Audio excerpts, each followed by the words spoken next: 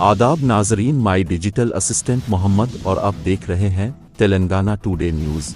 बंदूक की गोली चल जाने से हैदराबाद के सीआईएसएफ जवान की मौत। सर में बंदूक की गोली लग जाने के नतीजे में सीआईएसएफ के जवान की मौत हो गई। ये वाक़या ज़िले संगारेड्डी में पेश आया। बीडीएल भानूर में आंध्र प्रदेश से ताल्लुक़ रखने वाले सीआईएसएफ के जवान 34 साला वेंकटेश ड्यूटी पर मौजूद थे।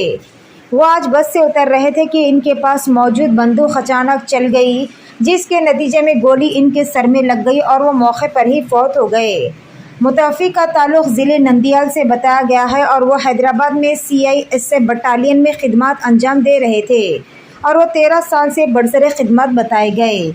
महलूक की नाश को पोस्टमार्टम के लिए मुकामी हॉस्पिटल मुंतकिल कर दिया गया। पुलिस के मुताबिक ये वाक़या हादसाती तौर पर पेश आया। फिलहाल पुलिस ने इस मामले में एक केस दर्ज करते हुए छानबीन भी शुरू कर दी है। Thanks for watching Telangana Today News. For more updates, subscribe our channel, like, comment, and don't forget to share.